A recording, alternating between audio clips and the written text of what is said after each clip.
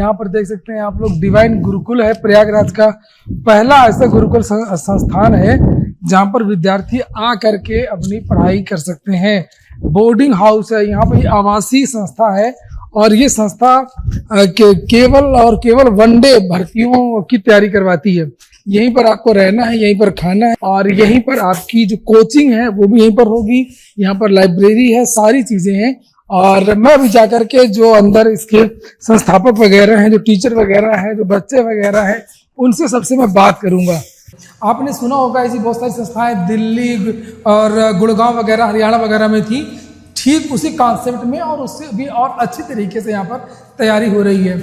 और जो एसएससी के बच्चे हैं और रेलवे के बच्चे हैं, पुलिस के हैं, लेखपाल के हैं, इस तरीके के बच्चे यहाँ पर तैयारी करते हैं। मैं अभी पूछूंगा, टीचर से भी पूछूंगा यहाँ के। और ये बच्चे हैं, आप लोग किस चीज़ की तैयारी कर रहे हैं? एसएससी और यूपीएसआई। यूपीएसआई के कहाँ से हैं आप? जौनपुर से। आप जौनपुर से हैं? आप सर एसएससी की तैयारी कर रहे हैं सर। आप भी? चित्रकूट से। आप चित्रकूट के हैं? अच्छा, किस चीज़ की तैयारी कर रहे हैं? यूपीपी और एसएससी। एसएससी। आप? एसएससी और यूपी पुलिस। क्या दिन का क्या रूटीन रहता है यहाँ पर? सुबह से 1 घंटे लाइब्रेरी में रहता है। 7 बजे लोग उठ जाते हैं, 7:30 बजे लाइब्रेरी में चले जाते हैं। 1 घंटे बाद फिर नाश्ता रहता है।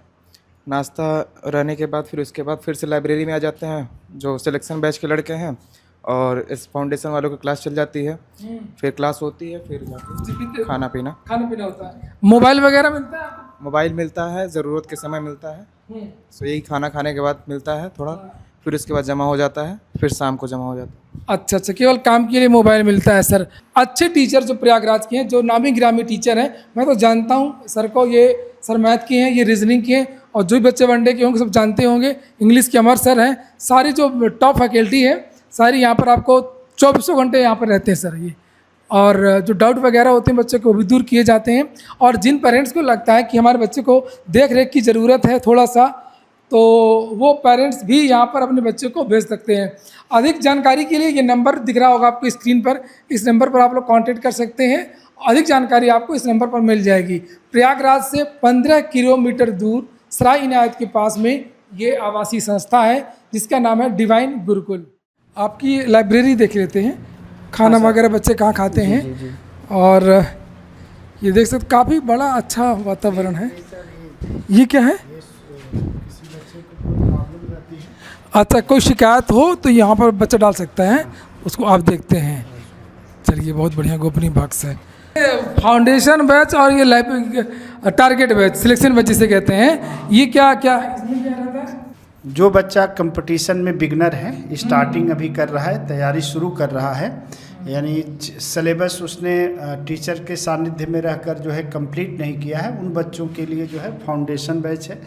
जो बच्चे एक बार टीचर के साथ जो है अपना कोर्स कंप्लीट कर चुके हैं और ठीक ठाक उनकी तैयारी है, उन बच्चों के लिए जो है सिलेक्शन बैच होता है। सिलेक्शन बैच में प्रैक्टिस, रिवीजन और डाउट सेशन चलता है। और फाउंडेशन बैच में लर्निंग चलता है, उसके बाद रिवीजन चलता है, प्रैक्टिस चलता है।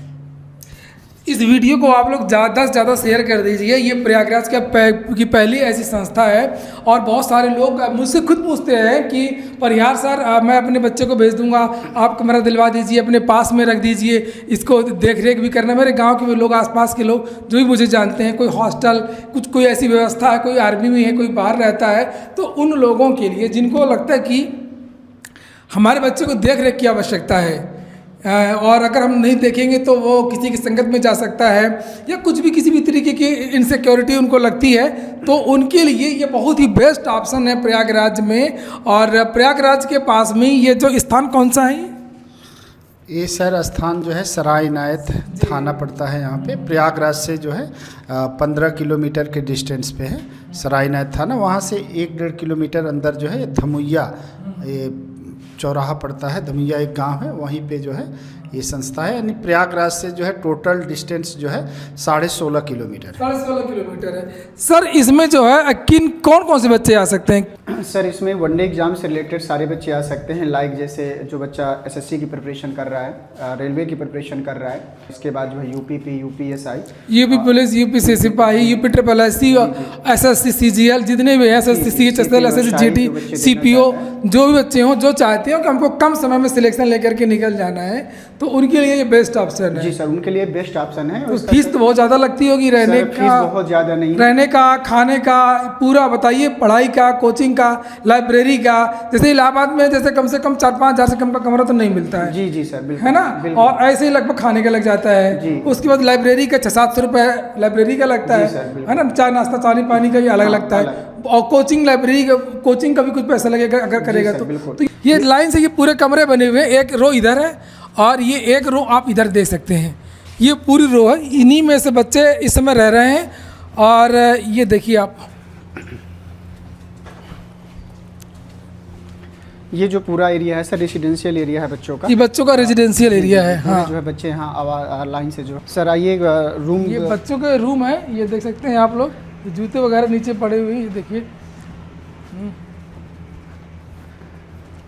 थोड़ा सा इस तरह के देखिए, दिखा दीजिए यहाँ पर। ये यहाँ से पूरा ये इस तरीके से, ये देखिए ये पूरा प्रांगण है।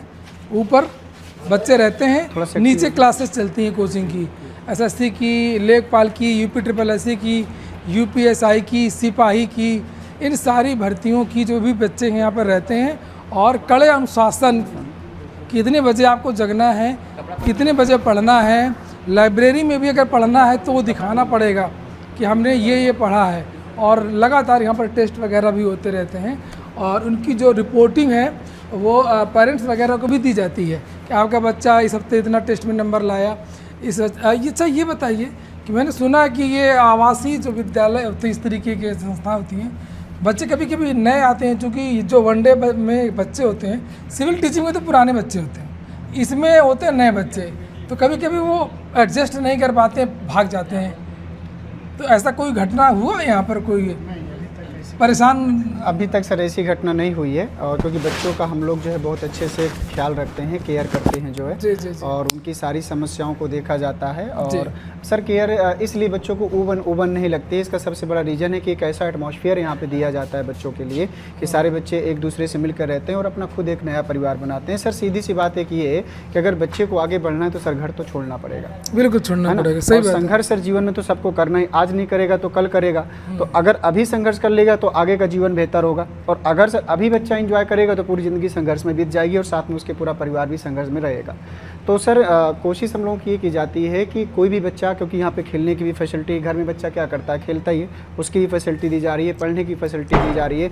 और सबसे महत्वपूर्ण सर जो है अनुशासन में बच्चों को रखा जाता है, क्योंकि जीवन हर व्यक्ति अनुशासित रूप में जीना चाहता है, लेकिन सब लोग जी नहीं चाहते। कोई बहुत सी चीज़ें ऐसी होती है आदमी चाहता है लेकिन हाँ, मन में तो करता कि नहीं हम इस तरीके से जिए, आज इतनी बजे जगेंगे, लेकिन हो नहीं पाती, जग नहीं पाता, वो पढ़ नहीं पाता। सोचते हैं कि हम सुबह जल्दी जगेंगे, सोमवार से पढ़ाई करूंगा। हाँ, सोमवार से पढ़ाई करूंगा, होली के बाद करूंगा, लेकिन हो नहीं पाता। बच्चों की रहती हैं जी। और करना ही करना, लेकिन आप उसको करवाते हैं, सुबह जगना है तो फिर जगना है। सर वही तो सर जिंदगी है, उसका एक अलग मजा है। जी, तो जी, सर जी। ये बच्चों आइए का चलते हैं, हम कुछ बच्चों के कमरे देखते हैं, किस तरीके के कमरे हैं और किस तरीके की पढ़ाई करते हैं।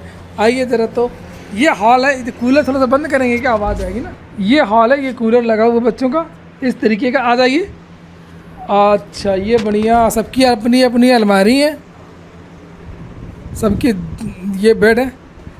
और आप लोग किस चीज़ की तैयारी कर रहे हैं? SSC तैयारी कर रहे हैं। कहाँ से हैं? सर मिर्जापुर से सर। आप कहाँ से हैं? सुल्तानपुर से। सुल्तानपुर से हैं। कितने दिन हो गए आपको यहाँ पर रहते हुए? ज़्यादा 2 महीने 3 महीने। 2 महीने हुए। आप कितने दिन हुए? लगभग 3 महीने हो गए। कैसा लग रहा है यहाँ पर? अच्छा लग रहा है। आइए बैठ के बात करते हैं। आप भी बैठ जाइए।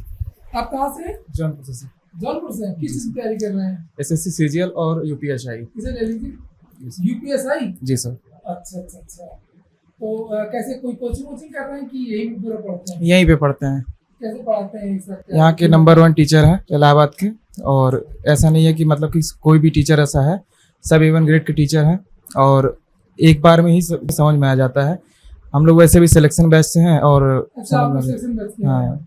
क्या होता है सिलेक्शन बैच में? सिलेक्शन बैच में होता है, शेड्यूल दे दिया जाता है, जैसे डेडिकेटेड जो एग्ज़ाम है अपकमिंग एग्ज़ाम, उसका शेड्यूल दे दिया जाता है और वीकली टारगेट दे दिया जाता है 3-4 चैप्टर का हर एक सब्जेक्ट में से, और उसका वीकली टेस्ट होता है। और जो भी डाउट रहेगा उस चैप्टर में सर हमेशा अवेलेबल रहते हैं, तो आप मतलब हम उनसे पूछ सकते हैं डाउट। अगर खुद से कर लें ठीक है, नहीं तो सर से पूछ लेते हैं, सर बताते भी हैं। और उसके बाद एक फुल मॉक होता है, हफ्ते में 2 टेस्ट होते हैं डेडिकेटेड, और फाउंडेशन बैच की जो टेस्ट होती है, जो डेली का होता है, उसमें हम लोग पार्टिसिपेट करते हैं। आप बताइए क्या कर रहे हैं आप, किस चीज़ की तैयारी कर रहे हैं? एसएससी सीजीएल की मैं तैयारी करता हूँ। अच्छा अच्छा, पिछले एग्जाम दिए थे आपने? हाँ, नहीं दिया था पिछले। तो शुरुआत कर रहे हैं। हाँ, कहाँ से हैं? मैं गाजीपुर से हूँ। गाजीपुर से यहाँ पे हैं। चलिए बहुत बढ़िया, ठीक है, अच्छा लग रहा है आपको यहाँ पे? बहुत अच्छा। ठीक ठीक है, और आप बताइए। बढ़िया लगे सर। वही लड़की से तैयारी Yes, कर sir. रहे हैं? सर वैसे एसएससी में सर यही तो यूपी पुलिस में लगे। सिपाही ने यूपी पुलिस दी है? Yes sir. चलिए बढ़िया, लगे रहिए। ठीक है, बढ़िया पढ़ा रहे, समझ में आ रहा है? यस सर, बिल्कुल सर, एकदम बहुत तो नहीं लगता है बहुत ज्यादा कि जंगल ये- में इस तरीके से? नहीं सर, 1% भी नहीं लगता है सर। चलिए, तो ये है यहाँ पे। और अच्छा, ये मैंने पूछा कि ये खाने पीने की रूटीन क्या है? खाने पीने का रूटीन है, सुबह जैसे नाश्ता मिल जाता है 8:30 बजे तक, उसके पहले लाइब्रेरी 1 घंटा रिवीजन हम लोग कर लेते हैं। नाश्ता करने के बाद फिर से लाइब्रेरी रहता है, मतलब सिलेक्शन वालों का और फाउंडेशन वालों का क्लास चल जाता है। उसके बाद 12:30 बजे खाने का टाइमिंग है। खाने में सुबह दाल चावल और एक सब्जी रहती है, रोटी रहती है, सलाद रहता है, ये सब सिस्टम है। फिर उसके बाद फिर रेस्ट टाइम रहता है, तो कुछ लोग रेस्ट करते हैं, कुछ लोग लाइब्रेरी में रहते हैं। तो उसके बाद फिर से चालू हो जाता है क्लास 4 बजे से, तो सिलेक्शन वाले पढ़ते हैं, उसके बाद लाइब्रेरी में पढ़ते हैं। फिर 6 बजे गेम पीरियड होता है 1 घंटे का। अच्छा, हाँ, उसके बाद फिर से लाइब्रेरी रहती है, और उसके बाद 9:30 बजे खाना पीना रहता है। उसके बाद थोड़ा सा सर के साथ 10 मिनट का मीटिंग रहता है, जो कि क्या किया क्या हाँ, नहीं किया पूरे दिन में? चेकआउट करते हैं सर। फिर उसके बाद अपना कोई लाइब्रेरी रहता है, लाइब्रेरी शाम को मोबाइल जमा हो जाता है। फिर अच्छा, मोबाइल बहुत आता क्या? जी सर। अच्छा, ये तो बताया ही नहीं, मोबाइल कितने बजे जमा कर लेते हैं आप लोग? अच्छा, ऑनलाइन जिनके क्लास में दिखाना बताना पड़ता होगा कि हमारा क्लास का कोर्स है, मतलब ऑनलाइन वो मोबाइल उनको मिलेगा जो दिखाएंगे हमने कोर्स लिया है ऑनलाइन या पढ़ाई करनी है, तो उनको मिलेगा, उतने समय के लिए मिलेगा। जी सर, कुल मिला के फिर जमा कर लिया जाएगा। ये बहुत समय बर्बाद होता है, ये बात तो सही है।